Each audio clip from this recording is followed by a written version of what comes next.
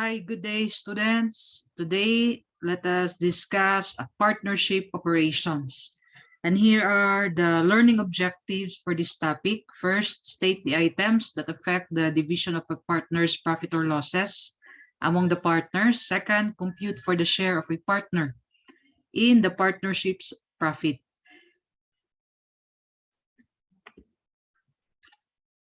To continue, as to the division of profit and losses, the general rule is that the partners shall share in the profit or losses of a partnership in accordance with the partnership agreement. So you will base it on the partnership agreement as to how the partners will share their profit or loss. Now, if only the share of each partner in the profit has been agreed upon, the share of each in the losses shall be in the same proportion. So again, if based on the agreement, what has been mentioned only is the sharing of profit, so it is assumed that the sharing of losses will be in the same proportion.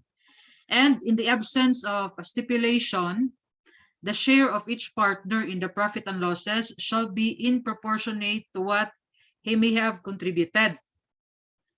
Again, in the absence of any agreement as to how the partners will divide the profit and loss, the basis will be in proportion or based on the contribution of the partners. But take note, the industrial partner shall not be liable for the losses. So this is under Article 1797 of the Philippine Civil Code. Now, aside from this one, you do have additional article now related to division of profit and losses, wherein Article 1798 states that the designation of losses and profit cannot be entrusted to one of the partners. It should be agreed among all of the partners, or the agreement should be a consensus. You have here also under Article 1799 a stipulation which excludes one or more partners from any share in the profit or losses is void. So again, if on the agreement it will state there that one of the partner will not be entitled to profit, take note that stipulation is considered as void under Article 1799 of the Philippine Civil Code. So by partnership definition, if you can recall, partnership is a contract whereby two or more persons contribute money, property, or industry to a common fund with the purpose of dividing the profit among themselves. So everyone should have a share in profit or losses. So that is one, or that is why, if ever you will have there a stipulation which excludes one or more partners from any share of the profit, it will be considered as void. Okay, to continue, these are other stipulations that will affect the division of profit and losses. Like, for example, you may give out salaries, okay, as part of your sharing of your profit and loss. Salaries normally, an industrial partner shall receive a salary in addition to his share in the partnership profit as compensation for his services to the partnership. And also, bonuses. So the partnership agreement may stipulate a bonus to be given to a managing partner to encourage excellent management performance. But unlike salaries, a partner is entitled to bonus only if the partnership earns profit. Again, one way of dividing the profit or loss. So take note, these are not expenses. You may give out bonus to the industrial partner or the managing partner. And the third one, interest on capital contribution. So the partnership agreement may stipulate that each partner may be entitled to a annual interest computed based on his capital contribution. So later on, we will have an example for this. Other stipulations like you give salary, bonus, or interest on capital contribution. Take note that the above mentioned items are normally provided first to the respective partners, and any remaining amount of the profit or loss is shared based on the stipulated profit or loss ratio. Okay, now I want to discuss this item, the partner's capital account in a partnership, because this is somewhat like we do have items here that is different from the sole proprietorship form of business. Most especially this account, the partner's drawing account. Okay.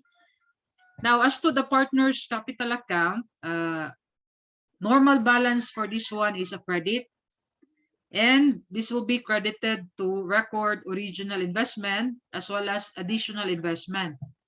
And this account also will be decreased or will be debited by the following transaction. You will have permanent decrease in capital or excess amount allowable for withdrawal.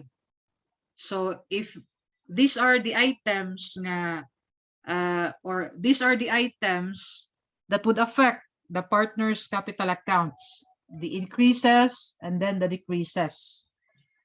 The next one is the partner's drawing account.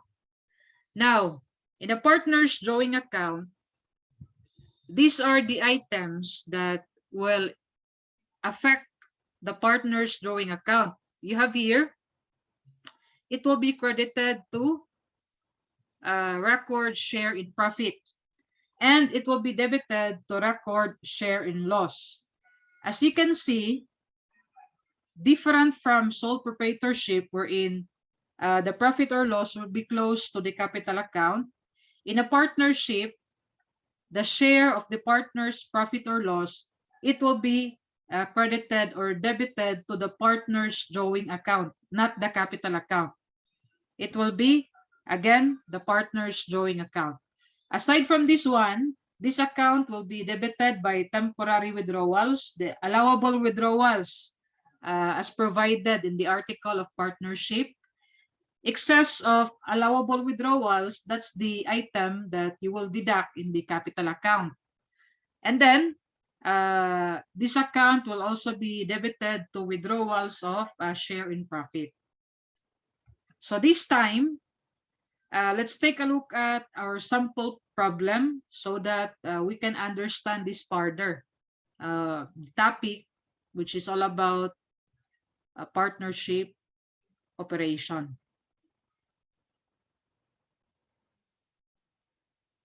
Okay, so we have here a sample problem. We do have 3 sample problems related to profit and sharing ratio, or profit and loss sharing ratio. Okay, their agreement. So it could be the profit and loss ratio could be in a percentage form, or pwede sad siya in a ratio. Okay, depending on their agreement. Also, as mentioned, it could also be the profit and loss. You could include salary, bonus, and interest based on capital contribution. So for this example, I have here a percentage sharing of profit and loss and also ratio. Okay. So let's take a look at the example. So as you can see here, this is the background of our problem. Pitines and Madelo are partners with capital contribution of 40,000 and 60,000 respectively, and they agreed to divide profit and losses on a 50% basis. So 50-50. The partnership profit is 150,000. So how are we going to divide this profit? 150,000, so 50-50. So this is our computation. So the share of Pitines, that's 150,000 times 50%. So that's 75,000. Share of Madelo, 150,000 times 50%, so that's 75,000.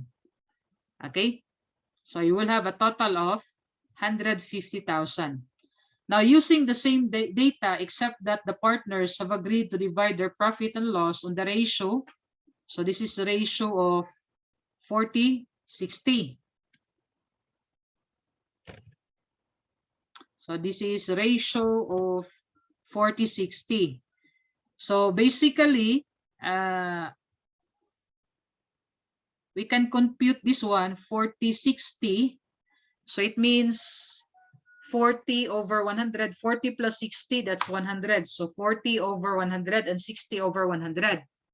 So same given. So let us change this one. 150,000 times 40 over 100. So you can, actually the ratio, you can convert this to percentage, or you just proportionate it, the ratio. You just add 40 plus 60, that's 100. So 150,000 times 40 over 100. So therefore, the share of pettiness, okay, is 60,000. So this is 60,000. Total is also 60. And then for the share of Modelo, that's 150,000 times 60 over 100. So the share of Modelo will be 90,000.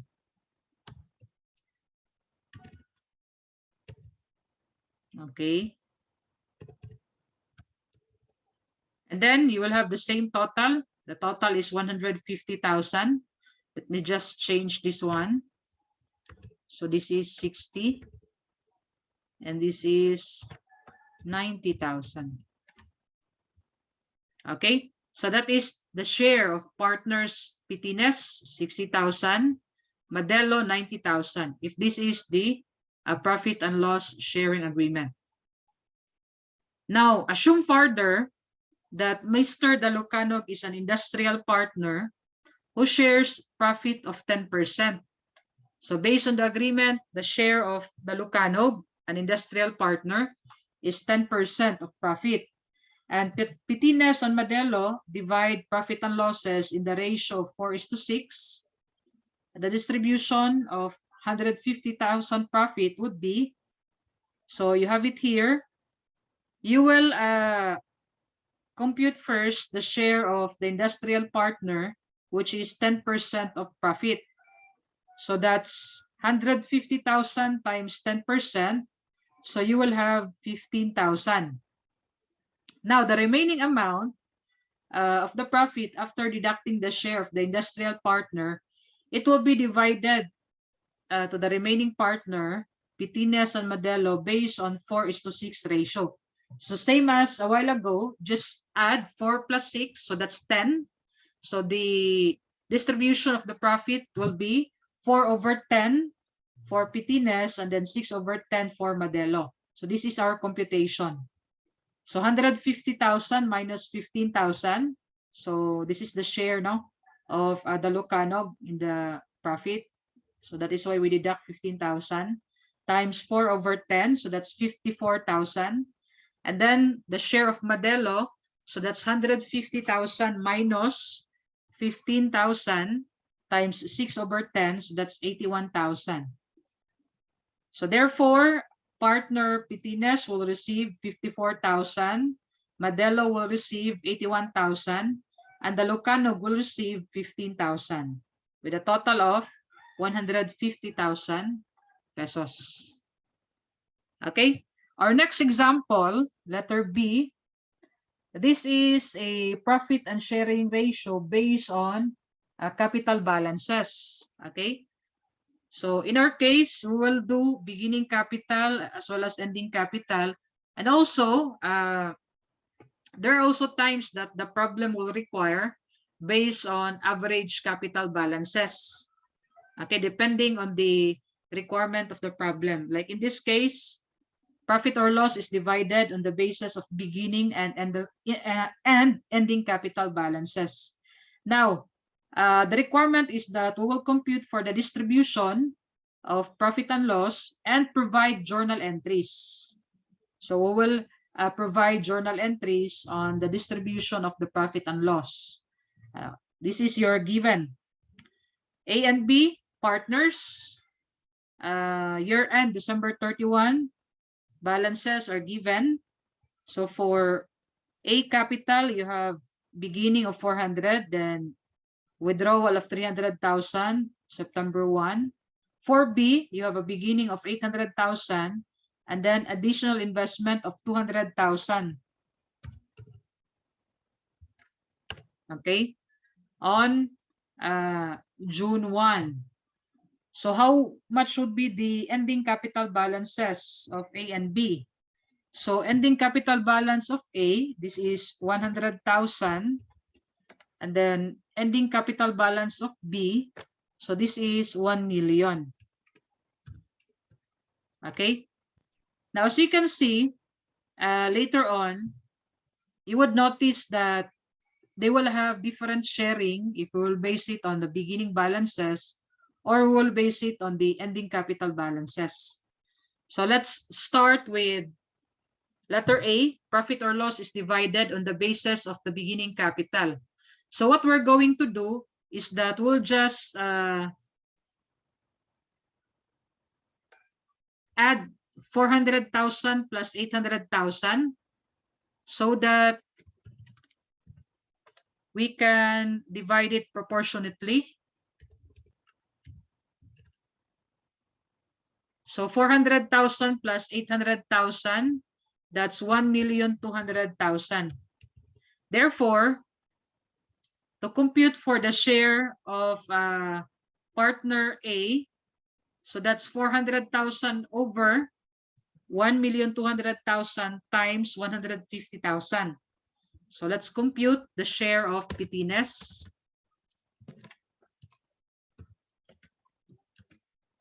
Now share of partner A, sorry.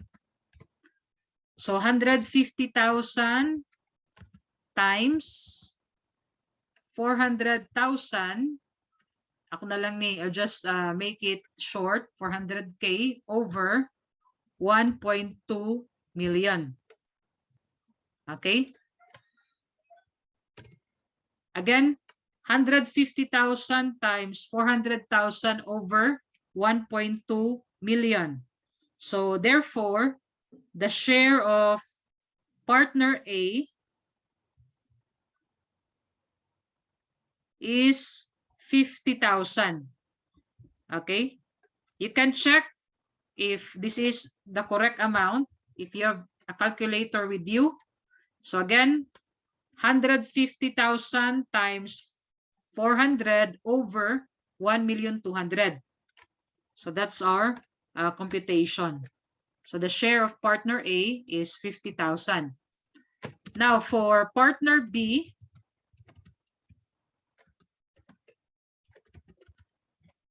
so that's 150,000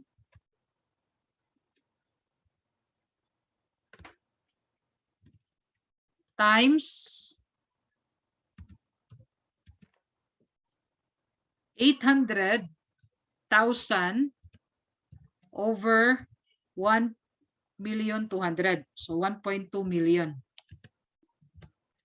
Again, I will repeat the equation. That's 150,000 times 800,000 over 1.2 million. So therefore, the share of partner B, so this is 100,000. Again, if you have calculator with you, you can double check if our answers are correct. Okay, so you will have a total of 150,000.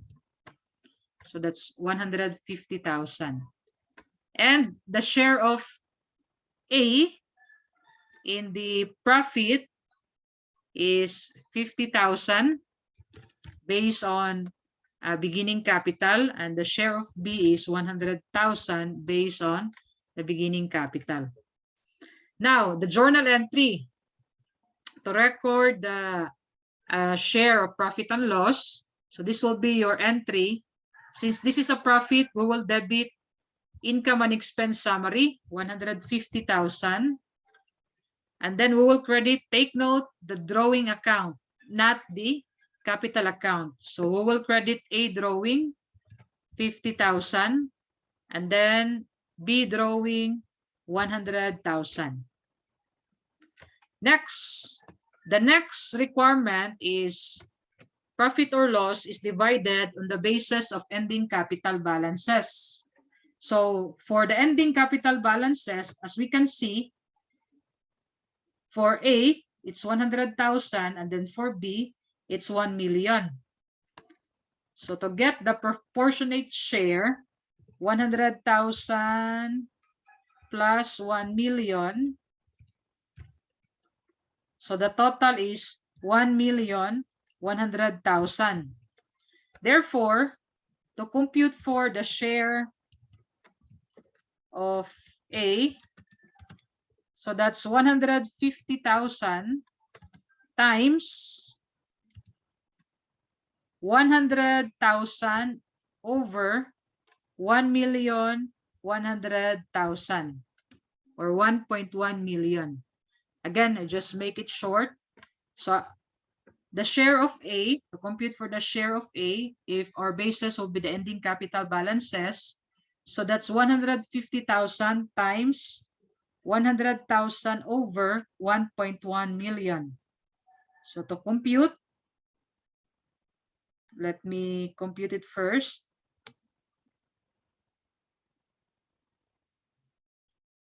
Okay, so therefore, A will have a share in the amount of 13,636.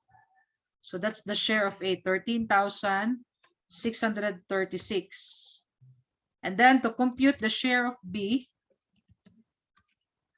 so that's 150,000 times 1 million over 1,100,000. Just make it short.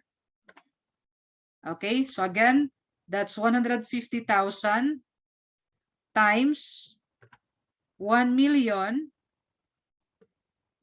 over 1,100,000.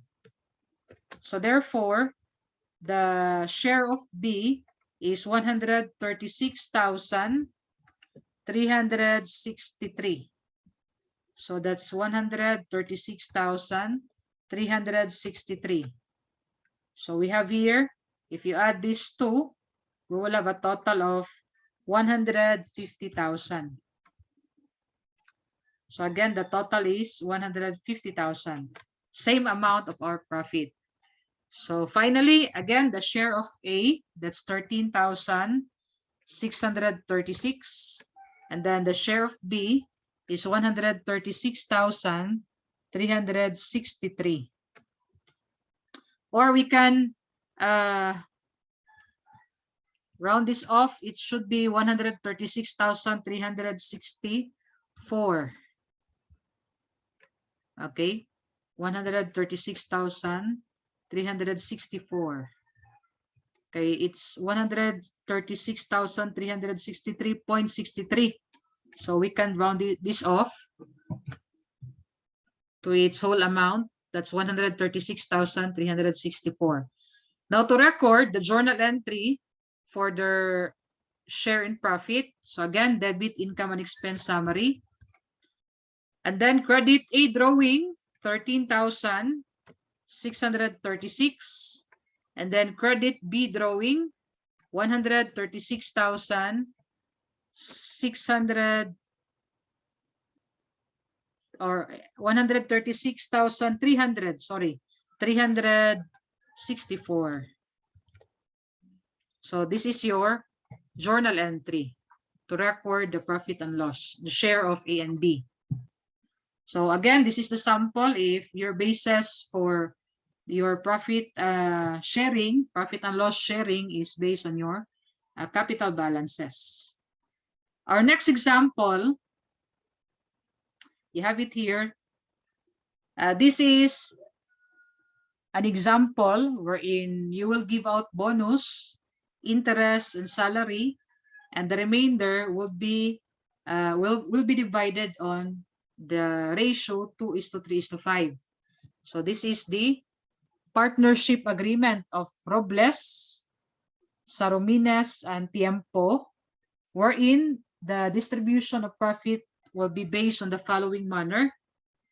Bonus of 20% of income before bonus to Robles.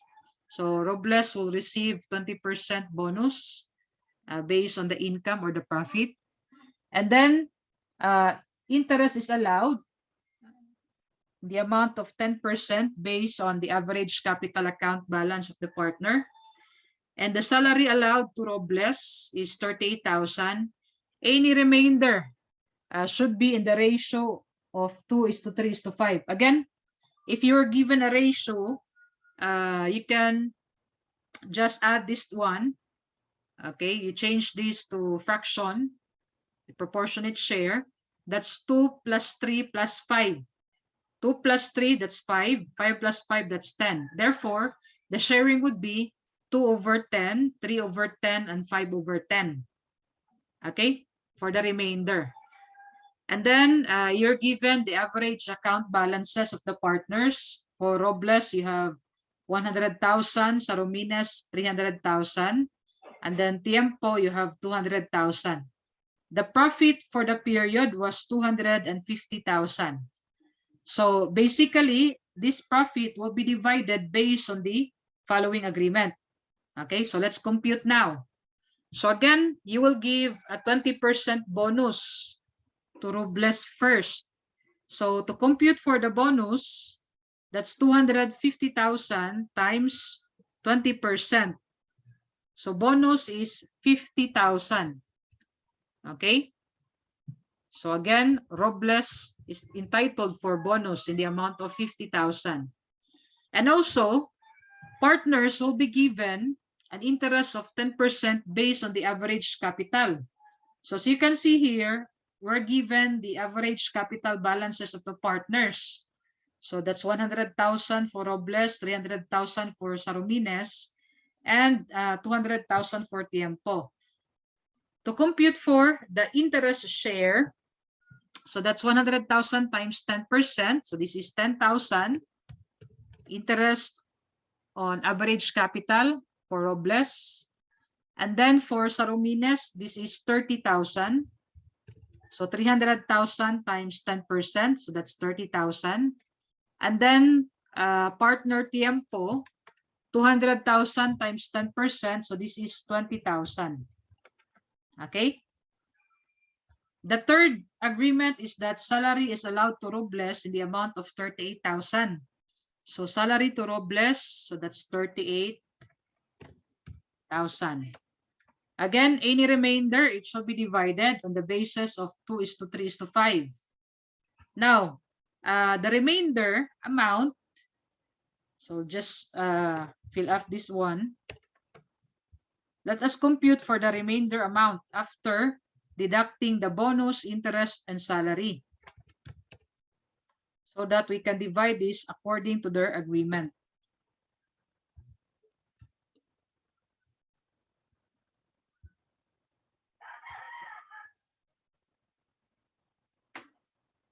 Let me just add this one.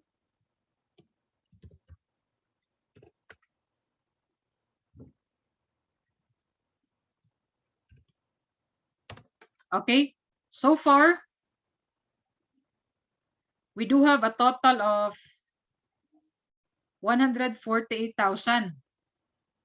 Okay, that's 50,000 bonus, and then interest of 10, 30,000, 20,000, and salary of 38,000. So to compute for the remainder,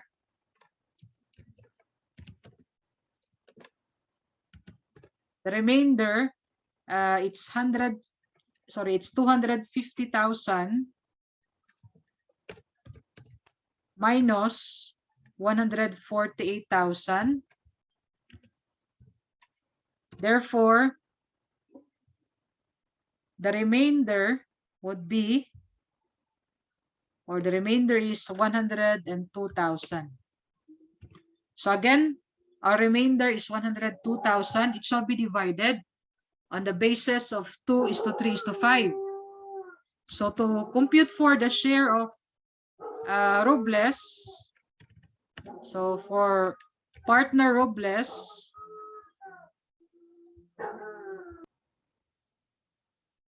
so this is 102,000 times 2/10. So that's the share of Robles for the remainder. Again, 102,000 times 2/10. So the share of Robles in the remainder, that's 20,400. Okay, let me just adjust this one. Now, the share of Saromines, so that's 102,000 times, that's 3/10. Okay, so let me compute it first. 102,000 times 3/10.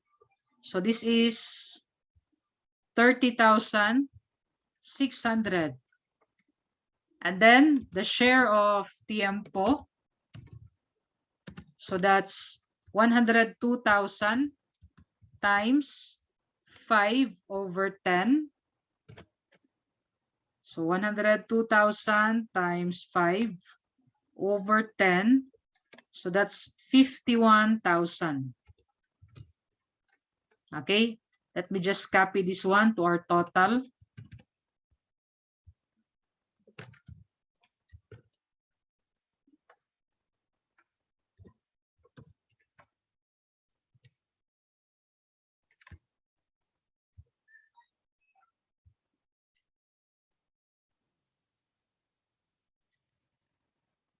Okay, now let us compute now for the overall share of each of the partners. Okay, let me just use the formula here in Excel.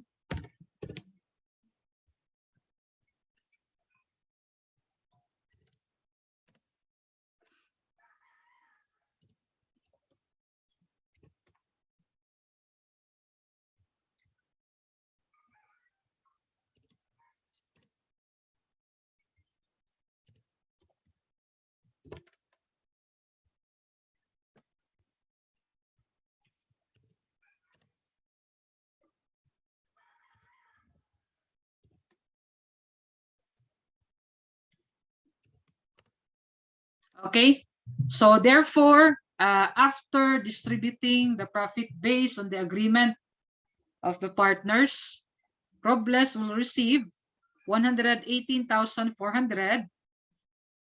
Saromines will receive 60,600, and Tiempo will receive 71,000 for a total of 250,000. As you can see, the agreement is to provide bonus, to provide interest based on average account or average capital account balance, and to give salary to Robles. The remainder will be divided on the basis of 2:3:5. So that is why you have it here 2/10, 3/10, and 5/10. So these are the sharing of the partners. So I do hope you have understood our example so far. So let us review it first. So for the first problem, we base it on the agreement, like a percentage, or you give out share and profit for industrial partner. Our second example, this is based on the beginning capital as well as the ending capital balances. And then our third example, it's based on the agreement wherein you allow bonus, interest, salary, and the remainder on a ratio of 2:3:5. Now, furthermore, if the problem will require to provide entries to distribute the profit or loss, again, since this is a profit, your entry will be debit to income and expense summary. Okay, which is 250,000. That's the amount of your profit. And then you will credit the drawing of the partners for their share in the profit. So Robles drawing, that's 118,400. Next is partner Saromines. So Saromines drawing, that's 60,600. And then ultimately, Tiempo drawing. So that's 71,000. Okay. So thank you for your time and thank you for understanding or for taking your time in understanding this sample problem.